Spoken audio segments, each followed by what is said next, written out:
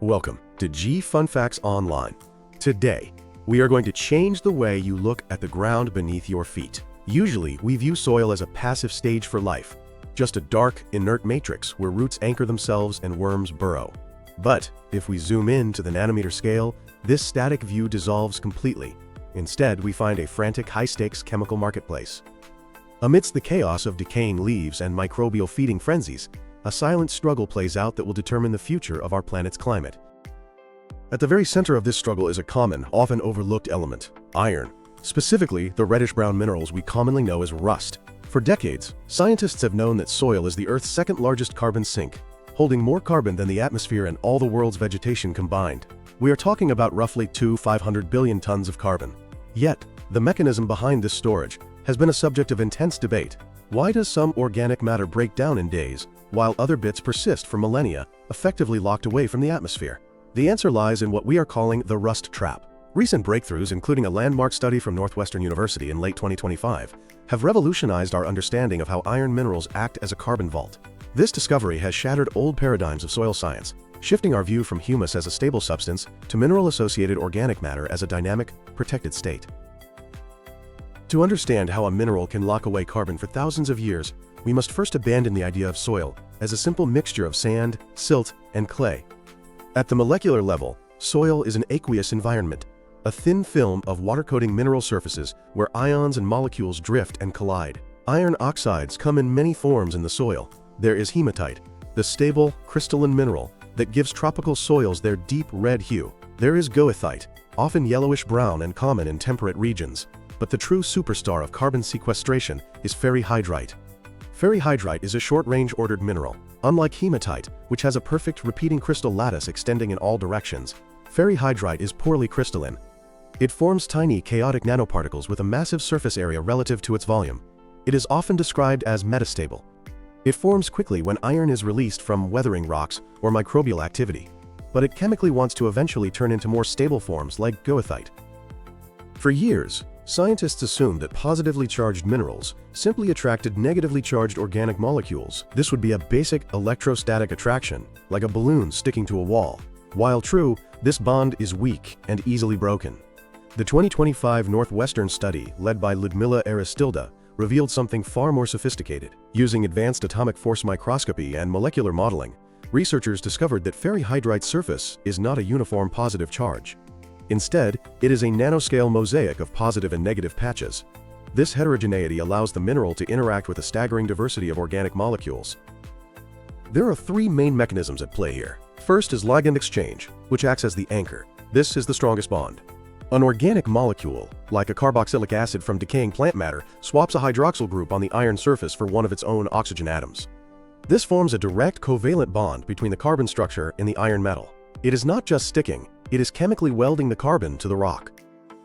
The second mechanism is hydrogen bonding. The mosaic's surface allows for multiple hydrogen bonds to form, acting like molecular Velcro that stabilizes larger, more complex organic structures that might not fit a single binding site. The third, and perhaps the most powerful mechanism, is co-precipitation, which acts as a tomb. When dissolved iron and dissolved organic carbon meet in the soil solution, they can precipitate out of the liquid together. The iron mineral forms around the organic matter, encasing it like a fly in amber. Inside these organomineral aggregates, the carbon is physically inaccessible to the enzymes of hungry microbes. Recent imaging has shown that these interactions create a layered architecture. The inner layer of carbon is tightly bound directly to the mineral surface via strong ligand exchange. This is the hard core that can last for millennia. On top of this, other organic molecules attach via weaker forces, creating a soft shell. This zonal model of organomineral interactions suggests that the iron mineral acts as a nucleus. It stabilizes the first layer of carbon, which then stabilizes the next. This explains why soils with high reactive iron content often hold significantly more carbon than their texture alone would predict. Now, let's look at how this plays out across the globe. The rust trap is not evenly distributed. Its effectiveness depends on geology, climate, and the specific history of the land. In the tropical rainforests of the Amazon and the Congo Basin, we find the red earths, known as oxisols and ultisols. These soils are ancient and highly weathered. Most soluble minerals washed away millions of years ago, leaving behind insoluble residues of iron and aluminum oxides. This is why tropical soils are famous for their vibrant red and yellow colors, In these regions, the rust trap is the primary reason any fertility exists at all. The clay minerals here have very low chemical activity, so it is the iron oxides that provide the surface area to hold onto organic matter and nutrients. In some tropical soils, alternating wet and dry seasons cause iron to concentrate into hard nodules or plinthite. These nodules can physically encapsulate organic carbon, locking it away for geological timescales. If we move north to the boreal forests of Canada, Scandinavia, and Russia, we find podzols. These soils are characterized by a striking visual profile, a bleached, gray layer of sand on top, and a dark, reddish-brown layer beneath it. This profile is the result of a natural chemical extraction. Acidic water from pine needles leaches iron and organic matter from the surface, carrying them downward. Deeper in the soil, the chemistry changes, and the iron and carbon precipitate out together, forming that dark, rusty subsoil layer. In these forests, ectomycorrhizal fungi play a crucial role. They mine the soil for nitrogen, often attacking mineral surfaces to release nutrients. Recent research from Sweden shows that these fungi can actually deposit carbon onto iron minerals as they grow and die, feeding the mineral trap deep underground where it is safe from forest fires. Then there are the peatlands and wetlands. Peatlands are the heavyweights of soil carbon, storing twice as much carbon as all the world's forests. Here, the preservation mechanism is usually attributed to the lack of oxygen, which prevents microbes from working fast enough. However, iron plays a secret role here too. In the transition zones of peatlands, iron minerals bind with dissolved organic carbon, preventing it from leaching away. But this comes with a danger. Iron is redox sensitive. In the presence of oxygen, it acts as rust, remaining solid and holding carbon tight. But if conditions become too anoxic, meaning completely oxygen-free, specific bacteria like Geobacter or Shewanella wake up. These bacteria can breathe the iron oxides instead of oxygen. This process, called reductive dissolution, dissolves the solid iron mineral into liquid ferrous iron. When the mineral jail cell dissolves, the carbon prisoner is released. This can lead to sudden pulses of methane and CO2, essentially a carbon bomb triggered by changes in the water table. We see a similar dynamic in mangroves, the blue carbon coast. Recent studies from the Amazon coast have shown that a significant portion of this blue carbon is actually iron-bound. The daily tides create a dynamic reactor where fresh iron is supplied from rivers, and the fluctuating water levels create cycles of rust formation. However, converting mangroves to shrimp farms or pastures disrupts this cycle, often draining the soil and causing the oxidation of iron sulfides, which creates sulfuric acid that literally burns the soil's organic matter away. To truly appreciate the importance of these mechanisms, we have to look at the history of soil science itself. For 2 centuries, we were looking for the wrong thing. From the 1790s until the 1990s, the dominant idea was the humus theory. Popularized by German agronomist Albrecht Thayer, the idea was that plant matter decays into a dark, stable substance called humus. Scientists believed humus consisted of specific chemical compounds, humic acids, fulvic acids, and humin, that were large, complex, and inherently resistant to decay. Generations of scientists spent their careers extracting these substances using strong alkalis like lye. They classified them by color and solubility, assuming that building soil health meant creating these specific, recalcitrant molecules. The paradigm shift happened in the early 2000s when modern technology, like spectroscopy and synchrotrons, allowed scientists to look at soil without extracting it first. What they found was shocking. Humic substances do not exist in nature. They were artifacts created by the harsh chemical extraction process in the lab. In nature, soil organic matter is just a continuum of plant and microbial debris in various stages of decay. There is no magical, indestructible humus molecule. This led to the soil continuum model and the concept of mineral-associated organic matter, or MAOM. The new rule is that carbon doesn't persist because it is chemically unique or hard to eat.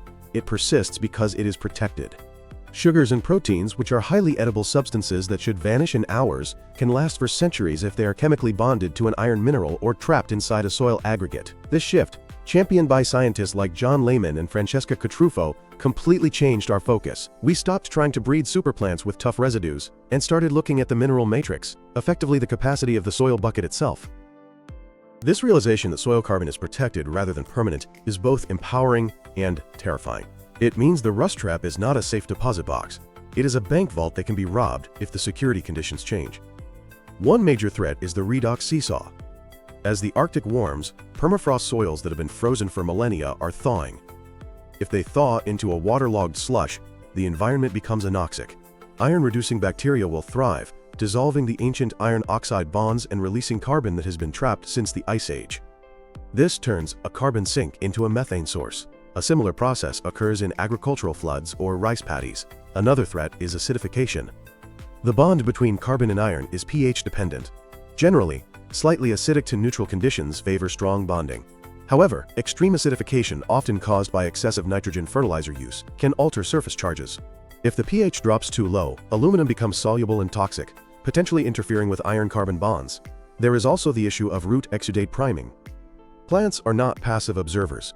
To access nutrients like phosphorus, which often binds to iron just like carbon does, plants release organic acids like oxalate and citrate.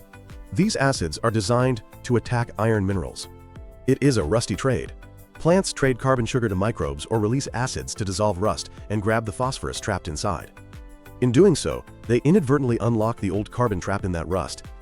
As CO2 levels rise, plants may pump more exudates into the soil, potentially accelerating the weathering of these minerals and destabilizing the carbon vault. So how do we manage this?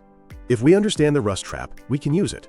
Farmers and land managers are moving beyond generic soil health to targeted mineral management. In places like Australia, where farmers struggle with sandy soils that hold no water or carbon, a practice called clay delving is gaining traction. Huge plows dig up to 1 meter deep to bring iron-rich subsoil clay to the surface. This is not just about texture. By mixing iron-coated clay into the sandy topsoil, farmers are literally adding binding sites to the soil. They are increasing the soil's saturation deficit, creating empty seats in the stadium for carbon to sit in. Studies show this can double or triple the carbon sequestration rate. Another approach involves iron slag amendments. The steel industry produces massive amounts of slag, a calcium and iron-rich byproduct. Historically treated as waste, it is now being re-evaluated. In rice paddies, applying iron silicate slag provides electron acceptors. The iron in the slag intercepts the electrons that would otherwise generate methane, significantly reducing greenhouse gas emissions. Simultaneously, the iron weathers to form new ferrihydrite surfaces, creating fresh traps for soil carbon. Strategic tillage and water management are also vital. No-till farming is crucial because tillage physically smashes the house where carbon is hiding. By adopting no-till, farmers allow the fungal hyphae and iron cements to rebuild the nanoscale architecture of the soil. This has also caught the eye of Silicon Valley and the burgeoning carbon removal market. We are moving from passive management to active engineering. Startups like NDO and Eon are scaling up enhanced rock weathering. They grind up basalt, a volcanic rock rich in iron, magnesium, and calcium, and spread it on farmland. As the basalt weathers, it captures CO2 directly from the air to form bicarbonates. But importantly, the iron in the basalt remains in the soil, forming new iron oxides, like ferrihydrite and goethite. This makes enhanced rock weathering a double-barreled carbon gun.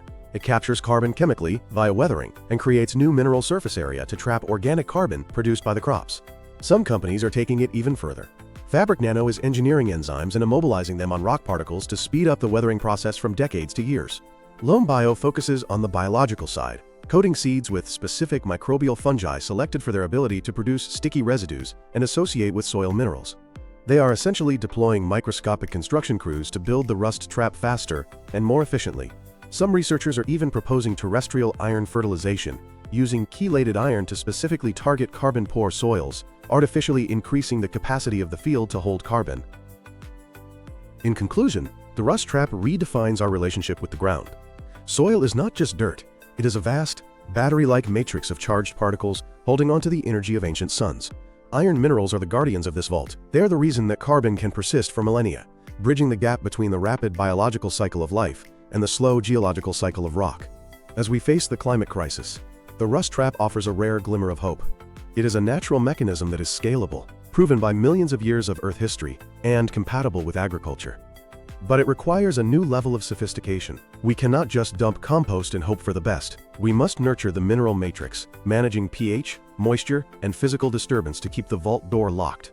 From the red dust of the outback to the high-tech labs of ag-tech startups, the humble rust particle has become one of the most important materials on Earth. The future of our atmosphere may well depend on how well we understand the trap beneath our feet. Thanks for listening to G Fun Facts Online.